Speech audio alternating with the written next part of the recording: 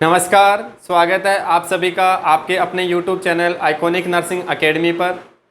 जैसा कि previous classes में अपन पढ़ाई कर रहे थे, नर्वस सिस्टम के डिसऑर्डर की अपन बात कर रहे थे। नर्वस सिस्टम के डिसऑर्डर्स में आगे अपन पढ़ते हुए नेक्स्ट टॉपिक की बात करेंगे। वो अपन पढ़ने वाले हैं एनसेफेलाइटिस कि एनसेफेलाइटिस क्या होता है, कैसे किसी पर्सन के अंदर डेवलप होता है, वहाँ पे आपको कौन कौन से ऐसे क्लिनिकल फीचर्स आपको देखने को मिलेंगे उस पेशेंट के अंदर, आप उस कंडीशन को कैसे डायग्नोस करोगे और आगे जाके आप कैसे उसका ट्रीटमेंट करने वाले हैं, साथ में एज ए नर्स आपका क्या रोल बनता है इस कंडीशन के अंदर, वो अपन कंप्लीट इसमें अपन डिस्कस करेंगे। तो अभी तक जिन बच्चों ने चैनल को सब्सक्राइब नहीं किया है, जो नए बच्चे जुड़े हैं इस आइकॉनिक फैमिली के साथ में, तो वो बच्चे जल्दी से जल्दी चैनल को सब्सक्राइब करें, उसको लाइक करें और शेयर करें अपने फ्रेंड्स के साथ, जिससे कि वो भी बेनिफिशियल हो, वो भी पढ़ाई कर सके यहाँ पे। तो स्टार्ट करते हैं अपन एनसेफेलाइटिस क्या होता है। तो जनरली अपन प्रीवियस क्लासेस के अंदर अपन ने पढ़ा था कि एक तो अपन कंडीशन पढ़ चुके हैं हेड इंजरी, एक अपन पढ़ चुके हैं मेनिंजाइटिस। अब नेक्स्ट अपन बात करेंगे एनसेफेलाइटिस। तो जनरली अपन ने पढ़ा था कि स्कल है, स्कल के नीचे क्या है, यहाँ पे मेनिंजिस प्रेजेंट होती है और मेनिंजिस के नीचे क्या आपके वहाँ पे ब्रेन है, क्या है, ब्रेन है। तो अपन बात कर रहे थे अगर हेड इंजरी है, आप अगर आपका वहाँ पे जो क्रेनियम बोन है वो अफेक्ट हो रही है, डैमेज हो रही है, वहाँ पे इंजरी हो रही है, तो पर्सन के अंदर क्या हो रहा था, हेड इंजरी डेवलप हो रही थी। नेक्स्ट अपन ने बात की कि अगर मेनिंजिस के अंदर क्या है, इन्फेक्शन या इन्फ्लामेशन कंडीशन अगर मेनिंजिस के अंदर है तो उसको अपन क्या बोल रहे थे, मेनिंजाइटिस बोल रहे थे। नेक्स्ट में बात कर रहा हूँ यहाँ पे एनसेफेलाइटिस। तो एनसेफेलाइटिस किसको बोलते हैं अपन, इन्फ्लामेशन ऑफ ब्रेन, क्या बोल सकते हैं, inflammation of brain. Specially brain के अंदर कौन से पार्ट अफेक्ट होते हैं आपके, बोल सकते हैं सेरिब्रम, ब्रेन स्टेम और सेरिबेलम। अगर ये यहाँ पे क्या हो रहे हैं, अफेक्ट हो रहे हैं, इनके अंदर इन्फ्लामेशन हो रहा है, तो उस कंडीशन को अपन क्या बोल देंगे, एनसेफेलाइटिस। ठीक है, कि क्या हो रहा है कि ब्रेन के अंदर इन्फेक्शन, इन्फ्लामेशन या इन्फ्लामेशन वाली कंडीशन देखने को मिलेगी। अगर ब्रेन के अंदर ऐसा हो रहा है तो वो कंडीशन कहलाती है एनसेफेलाइटिस। या अपन बोल सकते हैं कि सेरिब्रम अफेक्ट हो सकता है, वहां पे आपका ब्रेन स्टेम अफेक्ट हो सकता है, और सेरिबेलम अगर यहाँ पे क्या हो रहा है, इन्फ्लामेशन हो रहा है, तो वो क्या हो जाएगा, एनसेफेलाइटिस हो जाएगा। इसकी क्या हो गई, डेफिनेशन की बात अपन कर लिए हैं कि ब्रेन के अंदर इन्फ्लामेशन होना वो क्या कहलाएगा, एनसेफेलाइटिस कहलाएगा। नेक्स्ट इसकी अगर अपन इसके कोजेस की बात करें, ईटियोलॉजी की बात करें कि वहाँ पे क्या आपको ईटियोलॉजी देखने को मिलेगी, तो जनरली यहाँ पे सबसे ज़्यादा या सबसे मोस्ट कॉमन जो कारण मिलता है, सबसे मोस्ट कॉमन रीजन क्या होता है एनसेफेलाइटिस डेवलप होने का, तो सबसे मोस्ट जो कॉमन कारण होता है वो होता है वो आपके वायरल इन्फेक्शंस।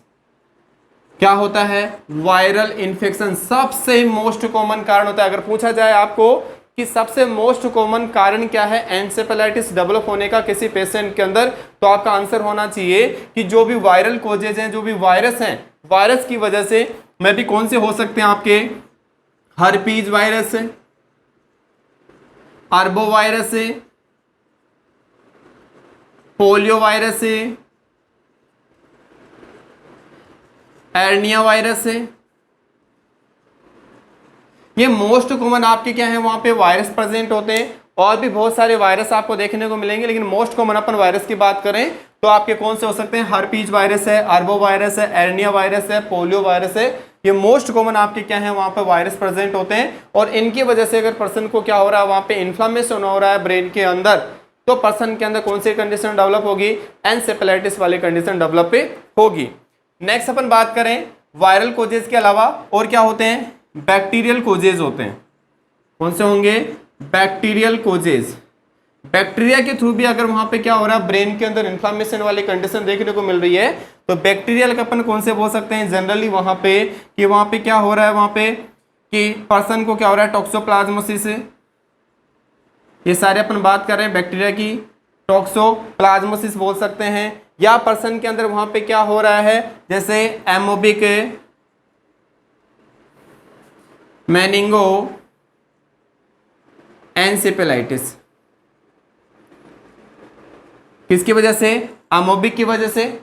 या वहां पे पर्सन के अंदर और कंडीशन क्या हो सकती है, वहां पे अपन बात करें तो पर्सन के अंदर और क्या हो सकता है कि जैसे कोई मलेरिया की वजह से, क्या है, मलेरिया की वजह से। तो ये जनरली क्या है, आपके बैक्टीरियल कोजेज हैं, टॉक्सोप्लाज्मोसिस है, एमोबिक मेनिंगोएन्सेफेलाइटिस है, या आपका मलेरिया है, ठीक है, या कुछ क्या होते हैं वहां पे प्रोटोजोआ कंटेनिंग होते हैं, तो वो भी क्या कर सकते हैं वहां पे ब्रेन के अंदर इन्फ्लामेशन कोज कर सकते हैं, और उसकी वजह से पर्सन को ये कंडीशन डेवलप हो सकती है, ठीक है।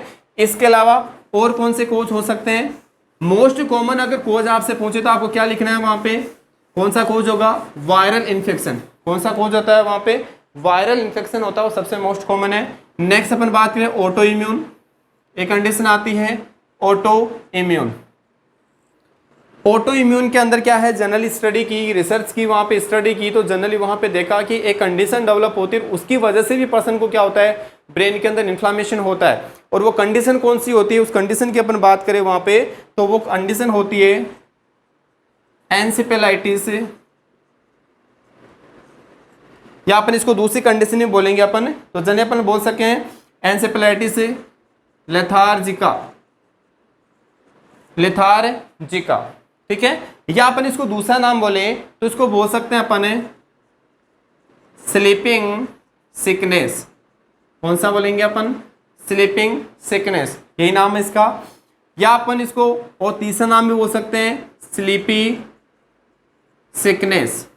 देखो एक ही कंडीशन है लेकिन इसके बहुत सारे नाम है, तो आपको याद क्या करना है, एनसेफेलाइटिस लेथार्जिका कंडीशन है, यह एक प्रकार से ऑटो इम्यून कंडीशन है, या इसको अपन दूसरा नाम बोले स्लीपिंग सिकनेस, और अगर तीसरा नाम अपन बोलना चाहें तो यहाँ पे इसको क्या बोल सकते हैं, स्लीपी सिकनेस। और एक किस कंडीशन की वजह से डेवलप, किसकी वजह से होती है, ये होती है टेस्टिस फ्लाई। किसकी वजह से होती है? टेस्टिस फ्लाई की वजह से किसी पर्सन के अंदर डेवलप होती है, ट्रांसमिट होती है, ठीक है। इसीलिए इसको बोलते हैं अपन स्लीपिंग सिकनेस या स्लीपी सिकनेस, ठीक है। ये प्रकार से कौन सी कंडीशन है, ऑटो इम्यून कंडीशन है। तो इनकी वजह से क्या होता है, पर्सन के अंदर वहां पे इन्फ्लामेशन होता है ब्रेन के अंदर, वही आपका एनसेफेलाइटिस कहलाता है।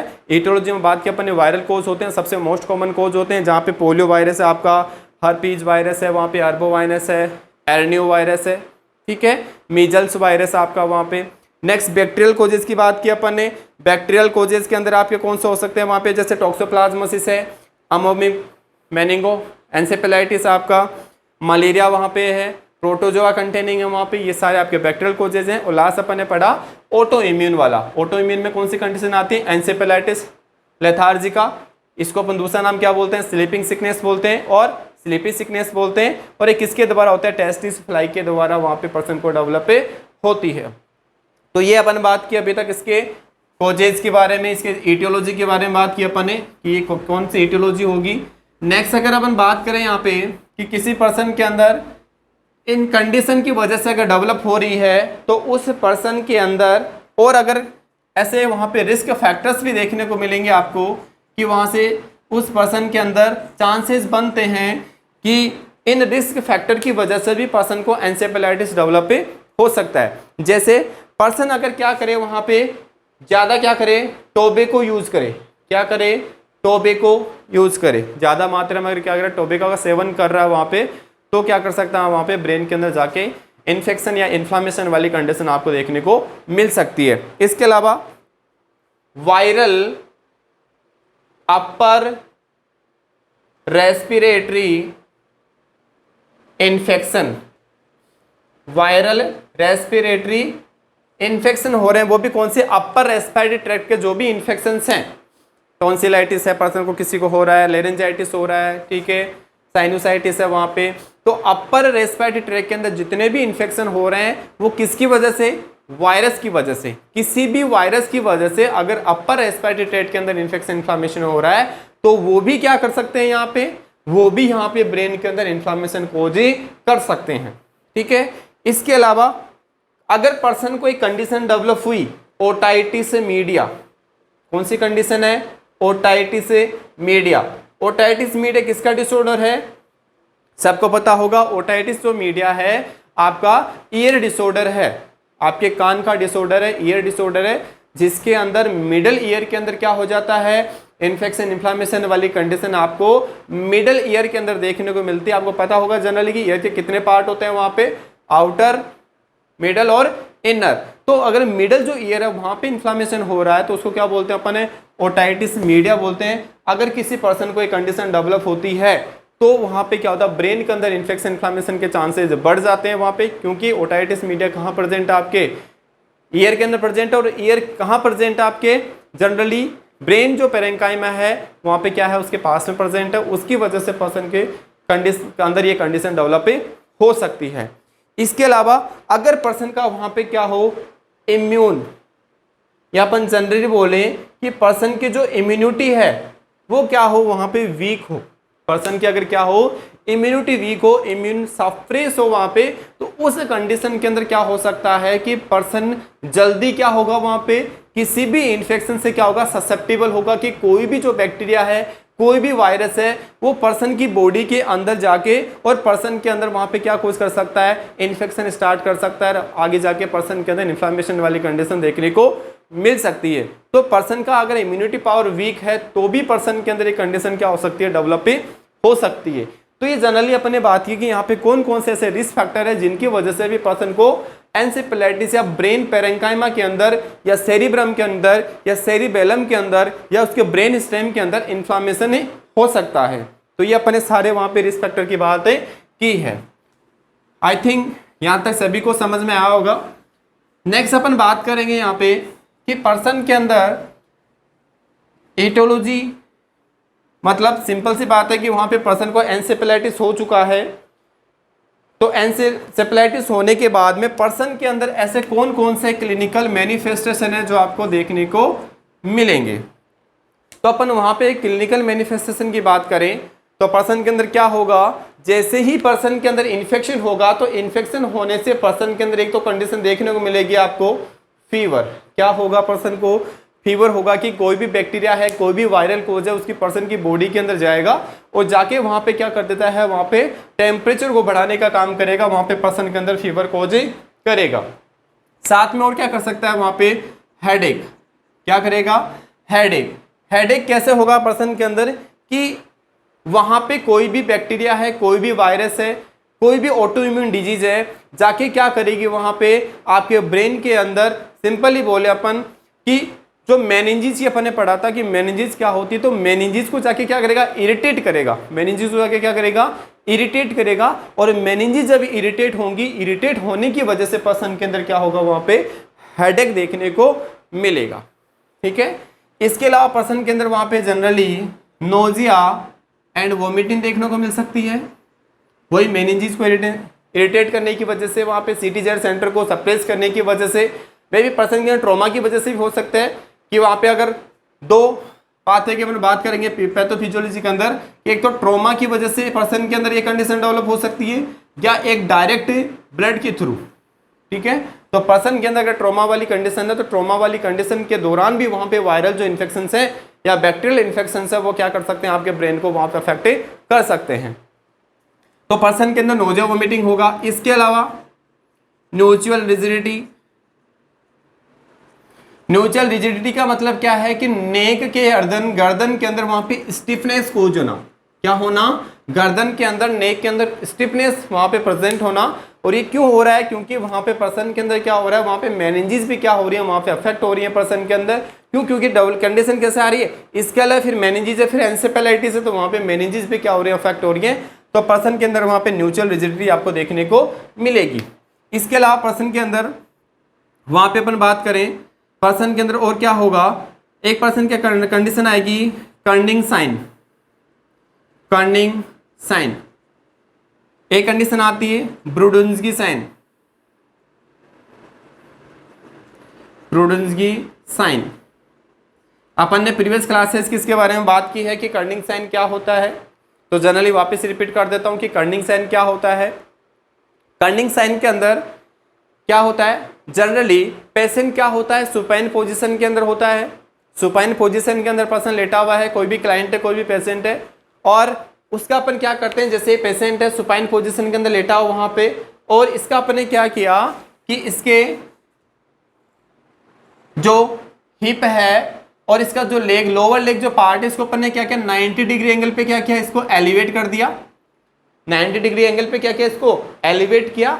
एलिवेट करने के बाद में क्या होगा कि जो नर्स है, एग्जामिनर, उसने क्या किया, एक हाथ अपना कहां पे रखा था, उसने नी पे रखा, और दूसरा हाथ उसने क्या किया कि जो लोअर लेग है उसको क्या किया, उसने धीरे धीरे ऊपर की तरफ क्या करेगा, वो एलिवेट करेगा, ऊपर की तरफ क्या करेगा, एलिवेट करेगा। अगर ऐसा एग्जामिनर करता है तो वहां पे पेशेंट को क्या होगा कि जो हेमिस्ट्रेटिंग मसल्स होती है वहां पे पर्सन को पेन होता है, क्लाइंट या पेशेंट को वहां पे पेन होगा। कहां पे, हेमिस्ट्रेटिंग मसल्स में पेन होता है, वही क्या कहलाता है, कर्निंग साइन कहलाता है। यहाँ पे क्या किया, उसको 90 डिग्री एंगल पे क्या किया, एलिवेट किया, ठीक है, और उसके बाद में क्या किया, धीरे धीरे ऊपर की तरफ एलिवेट करेंगे तो पेशेंट को क्या होगा, हेमिस्ट्रेटिंग मसल्स के अंदर पेन होता है, इसी को अपन क्या बोलते हैं, कर्निंग साइन बोलते हैं।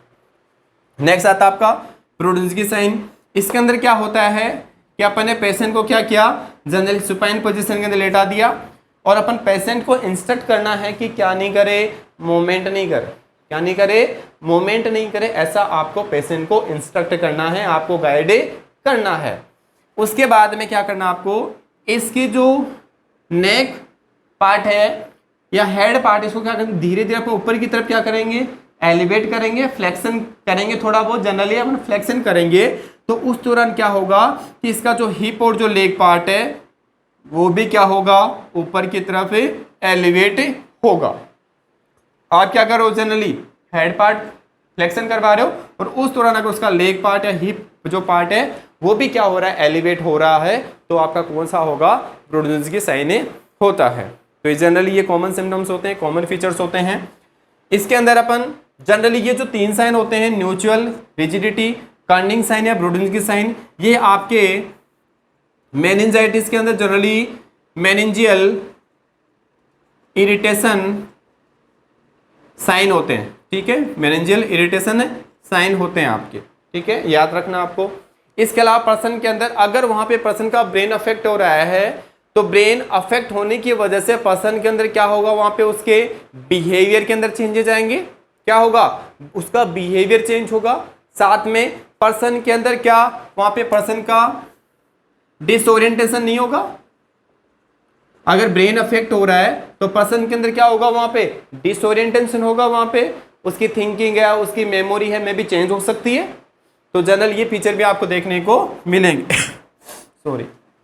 इसके अलावा और अपन देखें वहां पे पर्सन के अंदर क्या हो सकता है, तो पर्सन वहां पे अनरेस्पॉन्सिव भी देखने को मिल सकता है। कैसा, अनरेस्पॉन्सिव, क्यों, क्योंकि उसका क्या हो रहा है, ब्रेन अफेक्ट हो रहा है, उसकी ब्रेन पेरेंकाइम अफेक्ट हो रही है। तो ऐसे केसेस में वो पर्सन कैसा हो सकता है, अनरेस्पॉन्सिव भी आपको देखने को मिल सकता है। और काफी टाइम पेशेंट के अंदर वहां पे सीजर्स भी आ सकते हैं, क्या डेवलप हो सकते हैं, सीजर्स भी आ सकते हैं, क्योंकि उसका ब्रेन अफेक्ट हो रहा है।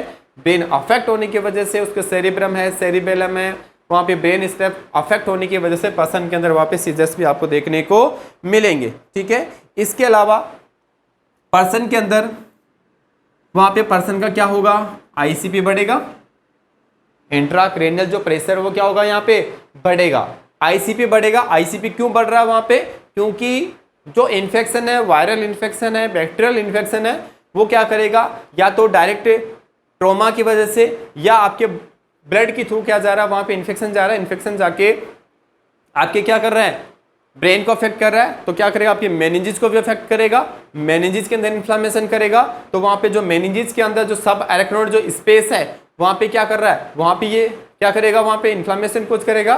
साथ में जो सब एरेक्नोइड जो स्पेस है वहां पे क्या फ्लो कर रहा है, सीएसएफ फ्लो कर रहा है, तो सीएसएफ का भी क्या कर देगा, वहां पे बढ़ा देगा, काउंट बढ़ा देगा वहां पे, और पर्सन के अंदर चेंजेस या वहां पे आपको इन्फ्लामेटरी रिएक्शंस वहां पे देखने को मिलेंगे, वहां पे चेंजेस आपको देखने को मिलेंगे, जिससे पर्सन के अंदर फर्दर कॉम्प्लिकेशन आपको देखने को मिलते हैं। तो पर्सन के अंदर वहां पे आईसीपी भी क्या होगा, वहां पे बढ़ावा देखने मिलेगा। और ज्यादा अगर आईसी बढ़ा हुआ है, पर्सन का डिसओरिएंटेशन है, तो पर्सन कैसा फील करेगा, आपको लिथार्जी, कैसा फील करेगा, लिथार्जी, ठीक है। इसके अलावा पर्सन के अंदर कई बार कंडीशन है कि पर्सन के अंदर क्या हो सकता है, फोटोफोबिया। प्रीवियस क्लास के अंदर अपन बताया था कि फोटोफोबिया क्या होता है कि किसी भी लाइट के प्रति सेंसिटिविटी क्या होना, बढ़ जाना, क्या बोल सकते हैं, एक्सट्रीम सेंसिटिविटी टू लाइट। वो क्या होता है आपका फोटोफोबिया, ठीक है, क्योंकि वहाँ पे आईसीपी क्या हो रहा है, बढ़ रहा है। आईसीपी बढ़ने की वजह से पर्सन के अंदर क्या हो सकता है, वहाँ पे फोटोफोबिया आपको देखने को मिलेगा, ठीक है। तो ये जनरली आपके क्या है, सारे क्लिनिकल मैनिफेस्टेशन है एनसेफेलाइटिस के।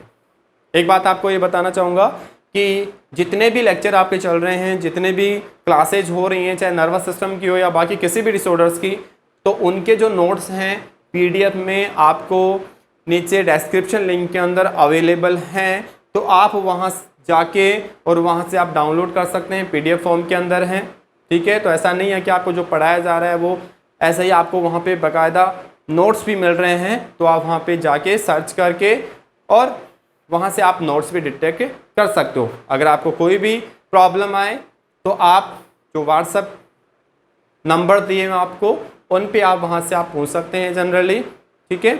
चलो आगे बढ़ते हैं अपन। ये जनरली वहाँ पे क्लिनिकल फीचर्स आपको देखने को मिलेंगे, क्लिनिकल मैनिफेस्टेशन आपको देखने को मिलेगा। नेक्स्ट अगर बात करें अपन सिंपली कि पर्सन के अंदर ये जो कंडीशन है वो कैसे डेवलप होगी, मतलब उसकी पैथोफिजियोलॉजी जनरल अपन बात करते हैं सिंपल से कि कैसे किसी पर्सन को ये कंडीशन डेवलप होगी। तो देखो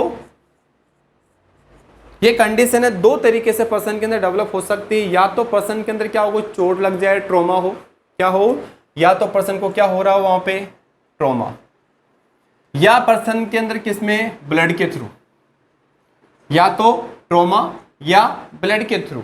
तो ट्रॉमा होगा तो जनरली क्या है, स्कल है, मेनिंजीज आती है, ब्रेन आएगा तो क्या होगा, ट्रॉमा होगा तो क्या करेगा, सिंपली स्कल जो क्रेनियम बोन उसको डैमेज करते हुए मेनिंजीज के अंदर जाएगा। यहाँ अगर इन्फ्लामेशन होगा तो धीरे धीरे किसमें स्प्रेड करेगा, आपके ब्रेन की तरफ जाएगा और ब्रेन को भी क्या कर देगा, अफेक्ट करेगा, ठीक है। दूसरा तरीका होता है ब्लड के थ्रू, कि कोई भी वायरस है, कोई भी बैक्टीरिया है, वो क्या करेगा, ब्लड के अंदर जाएगा, ब्लड के थ्रू फैल रहा है, ब्लड में जाएगा, ब्लड में जाने के बाद में क्या जाएगा, सिंपल सी बात है, BBB मतलब blood brain barrier. Blood brain barrier को क्रॉस करके कहाँ जाएगा, आपके मेनिंजीज तक, कहाँ तक जाएगा, मेनिंजीज तक। यहाँ पे क्या करेगा, इन्फ्लामेशन करेगा, और यहाँ पे इन्फ्लामेशन कोज करेगा। तो यहाँ पे इन्फ्लामेशन होने की वजह से जो सब एरेक्नोइड स्पेस है, सब एरेक्नोइड स्पेस, वहाँ भी क्या करेगा, इन्फ्लामेशन कोज करेगा। अगर यहाँ पे इन्फ्लामेशन होगा सब एरेक्नोइड स्पेस के अंदर, तो यहाँ पे क्या फ्लो करता है, CSF, सेरेब्रोस्पाइनल फ्लूइड, यहाँ पे क्या कर रहा है, फ्लो कर रहा है। तो CSF भी क्या होगा, वहाँ पे अफेक्ट होगा। यहाँ पे CSF के जो सेल काउंट है वो क्या हो जाएंगे, बढ़ जाएंगे। क्या बढ़ेगा, यहाँ पे पर्सन का जो प्रोटीन है CSF के अंदर वो बढ़ जाएगा। इन्फेक्शन है तो वहाँ पे WBC है वो क्या हो जाएगी, बढ़ जाएगी। लेकिन यहाँ पे एक कंडीशन आएगी कि जो ग्लूकोज होता है सेरेब्रोस्पाइनल फ्लूइड में, वो क्या होगा, वहाँ पे डिक्रीज होगा। सबसे इंपॉर्टेंट बात ये निकल के आती है, आपको याद रखना है कि प्रोटीन का जो लेवल है वो क्या होगा, यहाँ पे बढ़ेगा, WBC का लेवल भी बढ़ेगा, लेकिन ग्लूकोज का लेवल है वो क्या होगा, कम होगा। अगर ये कंडीशन हो रही है पर्सन के अंदर, तो वहाँ पे फर्दर कॉम्प्लिकेशन हो सकते हैं। फर्दर कॉम्प्लिकेशन की बात करें तो वहाँ पे पर्सन किस में जा सकता है, सेप्टिक शॉक में जा सकता है। किस में जा सकता है, सेप्टिक शॉक के अंदर जा सकता है। वहां पे पर्सन का क्या होगा, ICP बढ़ जाएगा, क्या हो जाएगा, ICP बढ़ जाएगा, ठीक है। और भी फर्दर कॉम्प्लिकेशन हो सकते हैं, जनरली आपको याद रखने हैं। तो पर्सन के इस तरीके से पर्सन के अंदर क्या हो रहा है, वहां पे एनसेफेलाइटिस से डेवलप हो रहा है, ठीक है। ब्रेन को अफेक्ट करेगा, वहां पे सेरेब्रम है आपके, सेरिबेलम है आपके, ब्रेन स्टेम है, और इस तरह से क्या होगा, वहां पे एनसेफेलाइटिस किसी भी पेशेंट को डेवलप होगा। आई थिंक समझ में आया होगा सभी को यहाँ तक। तो अभी तक अपन ने जनरली क्लिनिकल फीचर की बात की, डेफिनेशन की बात की, क्या ईटियोलॉजी होती है, कैसे आप डायग्नोज करेंगे। नेक्स्ट वो अपन बातें करते हैं कि जो कंडीशन है इसको आपको डायग्नोज कैसे करना है। तो डायग्नोज करने के लिए डायग्नोस्टिक इवाल्युएशन की बात करते हैं। तो सिंपल सा है कि आपको वहाँ पे पर्सन की हिस्ट्री टेकिंग करनी है, उसका फिजिकल एग्जामिनेशन लेना है आपको। हिस्ट्री टेकिंग किया आपने और पर्सन का क्या लिया, वहाँ पे फिजिकल एग्जामिनेशन किया। हिस्ट्री आप पर्सन की ले रहे हो वहाँ पे। फिजिकल एग्जामिनेशन में क्या देख रहे हो वहाँ पे, न्यूजुअल रिजिडिटी देख सकते हो वहाँ पे, आप कर्निंग साइन देख सकते हो वहाँ पे, रोडेंस की साइन आप वहाँ पे पता कर सकते हो। ठीक है, इसके अलावा एक कंडीशन और डेवलप हो सकते हैं वहाँ पे, रेसेज डेवलप हो सकते हैं वहाँ पे, या आप देख सकते हो क्या वहाँ पे फोटोफोबिया है या नहीं है, वो आप देख सकते हो। तो जनरली आप फिजिकल एग्जामिनेशन के थ्रू भी आप पता कर सकते हो वहाँ पे पर्सन का क्या टेम्परेचर बढ़ा हुआ नहीं बढ़ा, फीवर है या नहीं है, ये अपन पता कर सकते हैं। तो ये तो आपको किस में करना है, आपको फिजिकल एग्जामिनेशन में करना है। नेक्स्ट आपको क्या करना है वहाँ पे, CSF एनालिसिस। CSF एनालिसिस करना आपको। CSF एनालिसिस करने के लिए एक प्रोसीजर करते हैं अपन, और उसका नाम है लंबर पंक्चर। कौन सी प्रोसीजर करते हैं, लंबर पंक्चर। प्रीवियस क्लास के अंदर बताया मैंने। लंबर पंक्चर के अंदर क्या करते हैं कि जो L3 L4 लंबर वर्टिब्रा है, यहाँ पे एडल्ट के अंदर क्या करते हैं, इंसर्ट करके कोई भी कैथेटर या कोई भी नीडल इंसर्ट करके वहाँ से CSF के जो फ्लूइड है उसको बाहर निकाल के उसका क्या करते हैं, इन्वेस्टिगेशन करते हैं। तो इन्वेस्टिगेशन करेंगे तो वहाँ पे क्या पता चलेगा आपको, ग्लूकोज डिक्रीज मिलेगा, प्रोटीन बढ़ाव मिलेगा, और WBC बढ़ी हुई मिलेगी। तब आप बोल सकते हो वहाँ पे कि पर्सन किससे अफेक्ट है, में भी एंसेफेलाइटिस हो सकता है। ठीक है, या पर्सन के अंदर L4 या L5 ये जनरली अपन किस में करते हैं, एडल्ट के अंदर चिल्ड्रन के अंदर अपन करेंगे। ठीक है, या आप वहां पे CSF का कल्चर कर सकते हो, CSF का क्या कर सकते हो, कल्चर कर सकते हो। या पर्सन का आप वहां पे CT MRI करवा सकते हो, CT स्कैन और MRI के थ्रू आप वहां पे पता कर सकते हो। तो ये जनरली आपका क्या है, डायग्नोस्टिक इवैल्यूएशन। आपको जनरली वहां पे हिस्ट्री और फिजिकल एग्जामिनेशन करना है, CSF कल्चर करवा सकते हो, CSF एनालिसिस आपको करवा सकते हैं वहां पे। साथ में वहां पे पर्सन क्या करेंगे, CT और MRI वहां पे परफॉर्म करेंगे। तो इसके थ्रू अपन क्या कर सकते हैं, वहां पे इस कंडीशन को डायग्नोज कर सकते हैं। नेक्स्ट देखते हैं अपन कि इस कंडीशन को ट्रीट कैसे करना है आपको, क्या इसका ट्रीटमेंट कैसे करेंगे। अगर किसी पर्सन को एंसेफेलाइटिस हो गया तो इसका इलाज कैसे करना है। तो इसका इलाज करने के लिए अपन क्या करेंगे, यहाँ पे देखिए ट्रीटमेंट की बात करते हैं। सबसे सिंपल से देखें कि ट्रीटमेंट क्या होगा। सबसे आपको अगर ट्रीटमेंट लिखना है तो ट्रीटमेंट लिखने के लिए आपको कोज आना चाहिए कि कोज क्या है किसी डिजीज का। तो अकॉर्डिंग टू कोज या इटियोलॉजी के हिसाब से आप क्या कर सकते हो, वहाँ पे ट्रीटमेंट कर सकते हैं। तो अपन ने पढ़ा था कि सबसे जो मोस्ट कॉमन क्या है वहाँ पे, वायरल कोज है। कौन से है, वायरल कोज। तो वायरल कोज को ठीक करने के लिए आप क्या दे दो वहाँ पे, एंटीवायरल ड्रग। क्या दे दो, एंटीवायरल ड्रग्स दे दें। जैसे अपन बात कर सकते हैं एसाइक्लोवियर या जिडोवोडिन,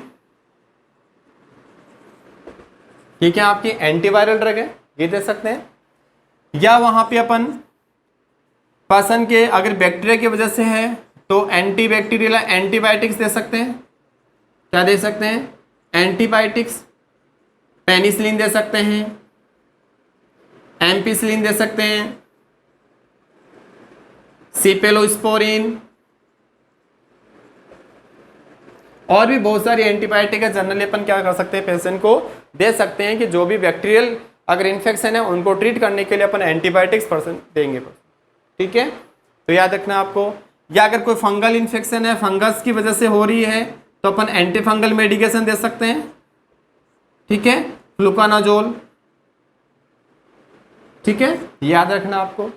या पर्सन को अगर वहां पे क्या रहा है, फीवर हो रहा है, तो फीवर को ट्रीट करने के लिए अपन क्या दे सकते हैं, एंटीपायरेटिक तक दे सकते हैं, एंटीपायरेटिक, या अपन बोल सकते हैं डाइक्लोफेनिक सोडियम प्लस या PCM दे सकते हैं। ठीक है, और अगर अपन को क्या देखना है, अगर पर्सन को वहां पे क्या आ रहे हैं, सीजर्स आ रहे हैं, क्या आ रहे हैं, सीजर्स। तो सीजर्स को ट्रीट करने के लिए कौन सी देते हैं, फेनिटोइन। कौन सी देंगे, फेनिटोइन। सीजर्स को ट्रीट करने के लिए अपन कौन सी देते हैं, वहां पे फेनिटोइन अपन पेशेंट को प्रेस्क्राइब करते हैं। ठीक है, तो ये जनरली सुपरफिशियल वहाँ पे मैनेजमेंट है, यही याद रखना है आपको। ठीक है, ये पर्सन को अगर वायरस की वजह से हो रहा है, चाहे आपका हर्पीज हो या मीजल्स हो, आर्बो हो, एर्निया वायरस हो, कोई सा भी हो, तो उसको ट्रीट करने के लिए एंटीवायरल ड्रग देनी है। बैक्टीरियल को ट्रीट करने के लिए एंटीबायोटिक्स देनी है। कोई फंगस अगर है, फंगल की वजह से हो रहा है तो वहाँ पे एंटी फंगल दे देते हैं। पर्सन को अगर फीवर आ रहे हैं वहाँ पे तो अपन क्या दें, एंटीपायरेटिक दे सकते हैं। पर्सन को सीजर्स आ रहे हैं वहाँ पे तो सीजर्स को रोकने के लिए अपन क्या दे सकते हैं, वहाँ पे पेनिटोइन ड्रग दे सकते हैं। ठीक है, तो ये है आपका ट्रीटमेंट जनरली वहाँ पे। ठीक है, मेडिकल मैनेजमेंट है आपका। नेक्स्ट अगर मैं बात करूँ यहाँ पे सबसे इम्पोर्टेंट की बात करें यहाँ पे तो वो आता है एज ए नर्स है कि एज ए नर्स होते हुए आप वहाँ पे क्या ट्रीटमेंट दोगे या उस पेशेंट का नर्सिंग मैनेजमेंट अपने क्या करेंगे। तो नेक्स्ट मैं बात करूँ नर्सिंग मैनेजमेंट, तो सिंपल सी सबसे पहले तो ये बात आपको ध्यान रखनी है कि पर्सन किससे अफेक्ट हो रहा है, एनसेफेलाइटिस से अफेक्ट है। तो एनसेफेलाइटिस अफेक्ट तो पर्सन का क्या करना, आपको न्यूरोलॉजिकल एग्जामिनेशन परफॉर्म करना है। ठीक है, आपको रेगुलर न्यूरोलॉजिकल एग्जामिनेशन करना है, साथ में रेगुलर आपको उसके वाइटल साइन को क्या करना है, चेक करते रहना है। ठीक है, क्योंकि वाइटल साइन के अंदर आपको वहाँ पे क्या देंगे, अल्ट्रासाउंड चेंजेज आपको देखने को मिलेंगे। ठीक है, साथ में अगर पर्सन को क्या हो रहा है, वहाँ पे फीवर है तो फीवर है तो उसकी मेटाबॉलिक रेट क्या है, बढ़ रही है। मेटाबॉलिक रेट है, बढ़ रही है, तो आपको मेटाबॉलिक रेट को क्या करना है, कम करना है। मतलब सिंपल सी फीवर को कम करना है तो मेटाबॉलिक रेट भी क्या होगी, वहाँ पे कम होगी। ठीक है, इसके अलावा पर्सन को अगर वहाँ पे सीजर्स आ रहे हैं तो सीजर्स को रोकने के लिए एक तो ड्रग तो दे ही रहे हैं, साथ में आप उसको एनवायरमेंटल बोल सकते हैं, क्वाइट एंड पीसफुल, वहाँ पे आप उसको क्या देना है, वहाँ पे एनवायरमेंट आपको देना है। ठीक है, रेगुलर आपको वहाँ पे उस पर्सन के जो वाइटल साइंस हैं, आपको वहाँ पे उसका यूरिन आउटपुट है, उसके इलेक्ट्रोलाइट्स हैं, ठीक है, वो आपको चेक करनी है। एबीजी एनालिसिस आप वहाँ पे कर सकते हो। ठीक है, आर्टेरियल ब्लड गैस एनालिसिस आप वहाँ पे परफॉर्म कर सकते हो। इसके अलावा और क्या कर सकते हैं अपन, वहाँ पे पर्सन को आपको एडुकेट पोजीशन देनी है वहाँ पे। ठीक है, इसके अलावा पर्सन को आप क्या 30 डिग्री एंगल तक आप वहाँ पे पोजीशन दे सकते हो, वहाँ पे 30 डिग्री पर, ताकि वहाँ पे नेक फ्लेक्शन ना हो। ठीक है, इसके लिए अपन 30 डिग्री वहाँ दे सकते हैं। इसके अलावा पर्सन को क्या करना है, आपको आइसोलेट करना है। क्या करना है, आइसोलेट करना है। ड्रॉपलेट से बचाना आपको, ड्रॉपलेट, क्योंकि ड्रॉपलेट या डायरेक्ट कांटेक्ट में आने की वजह से भी किसी दूसरे पर्सन को ये हो सकती है, तो आपको ड्रॉपलेट प्रिकॉशन वहाँ पे करना है। पेशेंट को आइसोलेट रखना है वहाँ पे। ठीक है, एनवायरमेंटल स्टिमुलाई देनी है वहाँ पे आपको सीजर्स को प्रिवेंट करने के लिए। वाइटल साइन आपको रिकॉर्ड करने हैं रेगुलरली।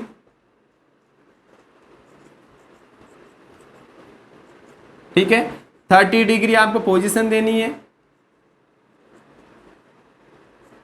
ठीक है, अपर एंड से आपको 30 डिग्री पोजीशन देनी है, ताकि उसको क्या नेक फ्लेक्शन है ना हो वहाँ पे। ओके, ये तो आपको जनरली वहाँ पे परफॉर्म करना है। सबसे इंपॉर्टेंट आपको ड्रॉपलेट प्रिकॉशन है, डायरेक्ट कॉन्टैक्ट वाला आपको याद रखना है वहाँ पे। ठीक है, तो ये जनरली क्या था, आपका नर्सिंग है मैनेजमेंट था।